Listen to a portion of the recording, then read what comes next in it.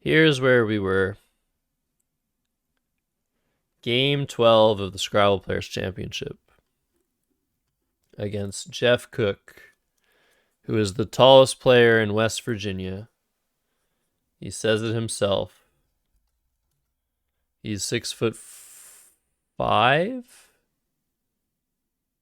He's 6'5", I think. He's a very tall guy. Also an extremely kind gentleman. He actually, yeah, what is his name on ISC is some weird like formula of letters and numbers that sort of spells like clocks, I think. Define. Thank you, Gertrude. But he's always been just such a gentleman, great player, soft spoken, hilarious. Um, that's Jeff Cook, yeah. Yeah. Why is that so surprising to you, Chalcedonics? Anyways, he actually bought. So NASPA like tries to get people to buy their stuff, especially at the national tournament. Oh, their name was Leo. Okay. Yeah, so NASPA just kept on like giving free word lists to people at nationals this year, and like nobody wants them in the top division. So Jeff Cook was like, "Oh, I'll buy them. I'll buy it off of you for $20 so that we could have it in club where I play Scrabble Club." I was like, "Yeah, sure." He just bought my book that I got for free. So, thank you again, because I was just going to leave it there because I didn't have room for it in my luggage. So Jeff goes first, exchanges 3. And my opening rack is a embarrassment of riches. I draw an S, an X, a Z, and a blank. And I play Zax's for 62. Of course, I play vertically. And here, Jeff responds with a Nupsia for 70. A very nice find. And I don't have that rack, do I?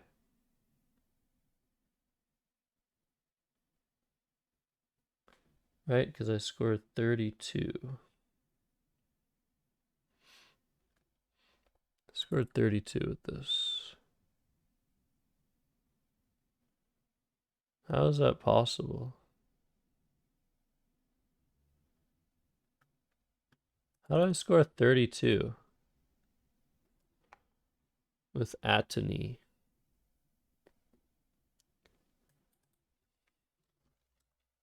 24. There's something I'm missing here. Oh, I see. He actually played it the other way. Man, it's crazy how, like, just this can change the position dramatically. So yeah, here I played Atony for 32. They got rid of Insane Sauce. Oh, that's too bad. Don't give away. I wasn't recommend like he's like, I'm gonna give you $20 if you give me that book that I was already like leaving sitting on the table. It's like, okay, I'm not gonna say no to $20. Um Atney comes down. Jeff plays backs. Um and I draw 2 more constants, 2 more vowels, and make another 30-point play, keeping EE blank of abode. I could do something like Obe, so as not to open the board and leave this S open for myself, but I was happy taking the points.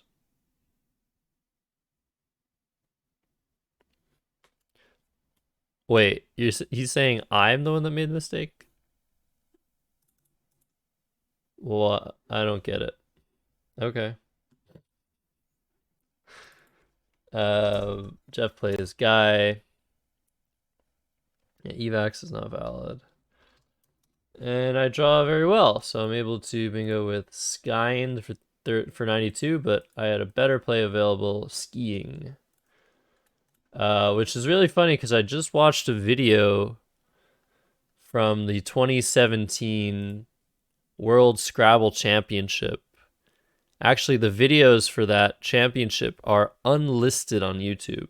You have to have the link to watch that because Mind Sports Academy, who's been running the World Championship every 2 years, like went bankrupt or something and like disappeared off the face of the earth.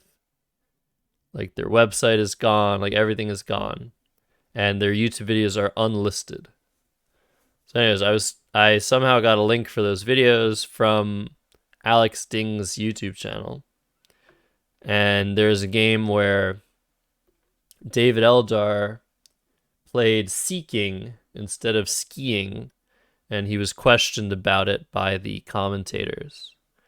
It was in a position where Seeking was more defensive in terms of what scoring it was giving back.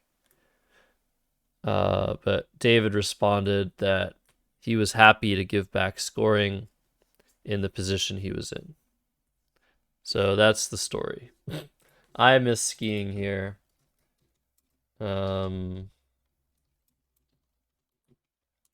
Finding small.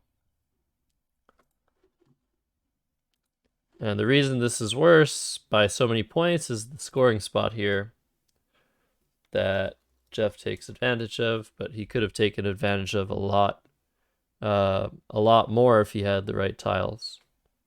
So lucky to only escape with a 41-point scratch on the board. And yeah, here I made a very weird play with this rack of just glouts for 8 points. This is an instance of pretty paranoid defense, I think.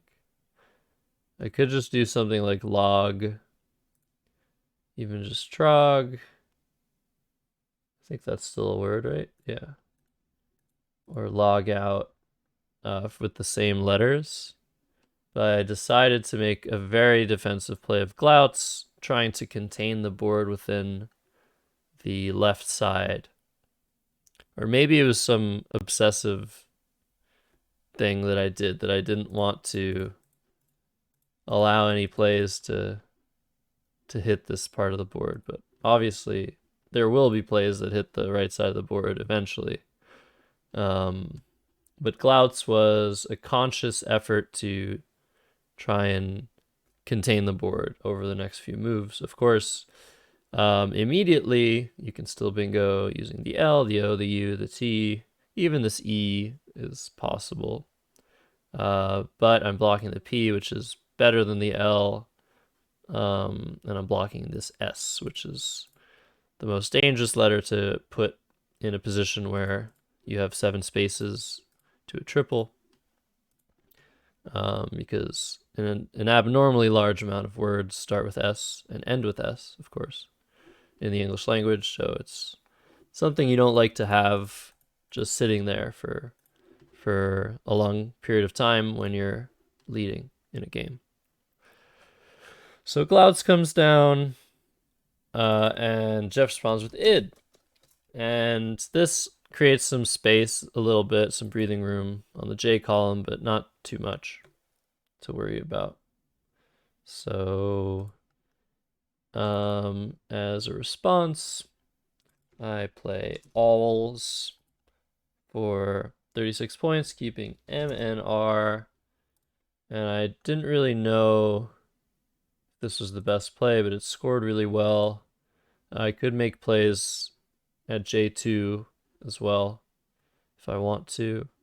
But this was nice to block the L and to score some points, and the M can be useful to score with going forward. Jeff plays Za for 11 points, which is a very fishy play. And if you're watching this on YouTube, don't worry about what's happening in the chat. Scrabble Kitty is working on her bot. I could actually just turn off chat here. Yeah.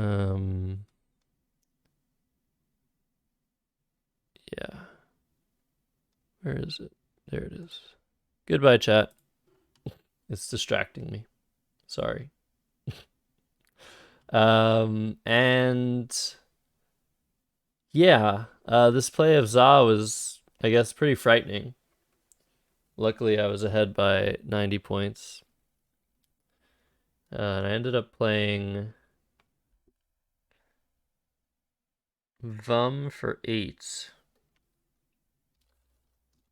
keeping QUORT.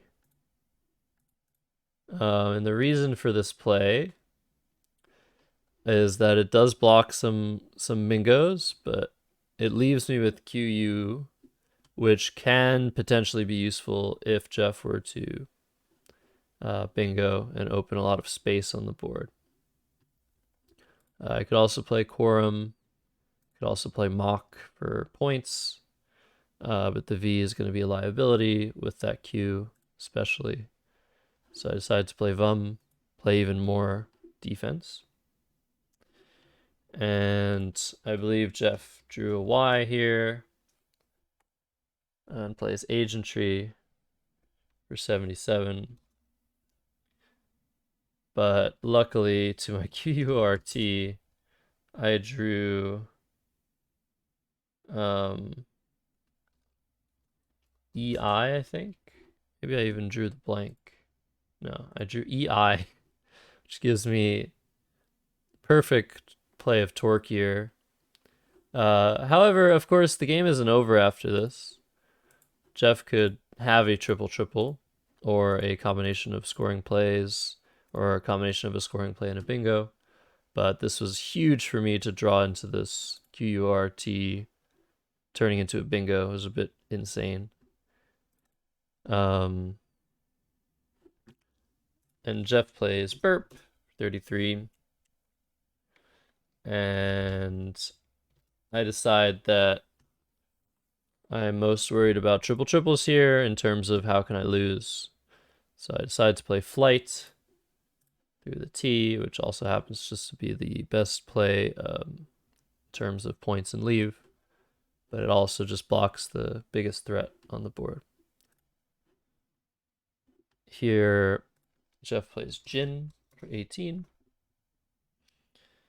And I draw into this rack. And I am up 84, but the game is not over.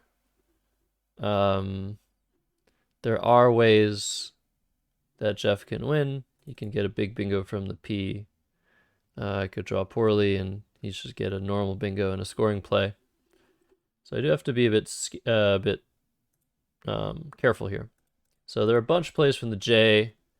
I opted to play Jural so as not to give back a hook that Jeff can use to score big. So if I play something like Juco, he can make the blank and S, even Joal and Jura. And the other reason to play Jural is that it leaves exactly 14 tiles unseen.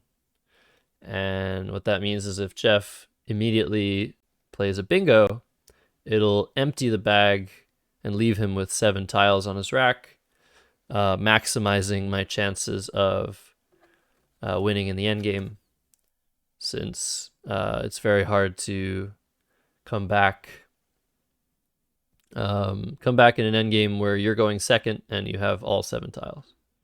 So this was a timing play. I could have done something like Juco. I didn't want to do Jocular, of course, because that opens another triple-triple. So I played Jural, and Um, Jeff phonies me with Pertish. And I was really annoyed here because I felt like I couldn't challenge this, even though I pretty much knew it wasn't a word. But let's show you guys what happens if I somehow lose my turn in this end game. His rack was this, so my rack was this. So if I pass here, let's say Pertish was a word. Mr. Jeff is going to play 100, I think. Yeah, and win the game. The best I can do is Wino. He plays NE and wins by 16 points. So, of course, I calculated this and so decided that I wasn't 100 million% sure Paratish was invalid. It's closer to 99%. And I made the decision to let the word go. I even said that's not a word. Good phony. And instead of challenging, I spent a very long time trying to find an endgame sequence that didn't give him an insane play. So I was considering something like, what play was I thinking of? Ryson, I think. I was thinking of playing Ryson to give myself outplays. Was that right? Or Fyson. No, I was considering playing Fyson. So Fyson, the idea was to go out in two. I think this gives me outs in two, if I remember correctly. Actually, I don't see the second out. But if I play Fyson, he gets chundered and wins the game. So I actually don't even go out in two because he just blocks my outplay. So it was important to be careful in this endgame because he's threatening a huge play. And if I leave myself with not the right letters and leave his plays open, I might lose. So the best play is Frolic. For some reason, I just didn't see that. I don't know why. I didn't see Uncrown. And I saw Waif. And Waif, luckily, goes out in two with Cornu and Cornu in this spot. Can't block both.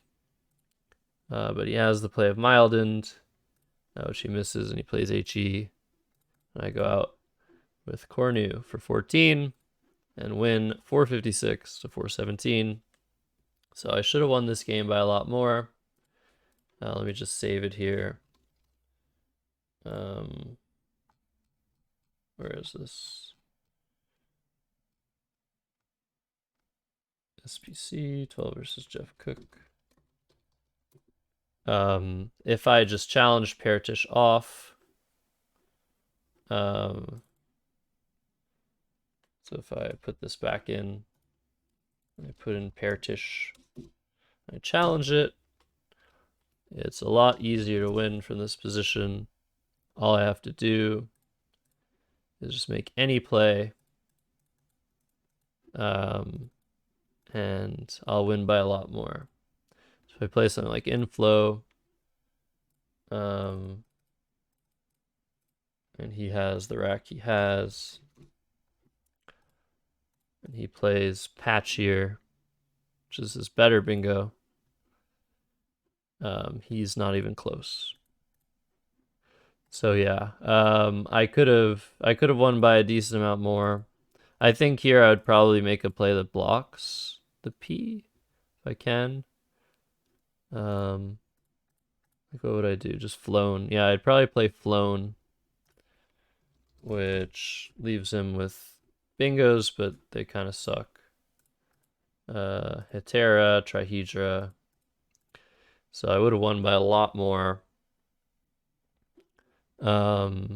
if I had just challenged. But I made the logical decision, but also the sad decision to let this phony go. And that'll be the way I remember this game. It won't be that I won, that I had everything under control. It was that I failed to challenge an obvious phony and only won by around 40 points. But yeah, that was the game. So after this game, I'm at 7-5 and hoping that I can regain confidence and flair to continue to win games without putting myself in questionable situations like in this game with Pertish. And if I hadn't drawn into Torkier, the game would have been a lot closer too. So interesting stuff. Hope you enjoyed on YouTube. And I'll be back with more.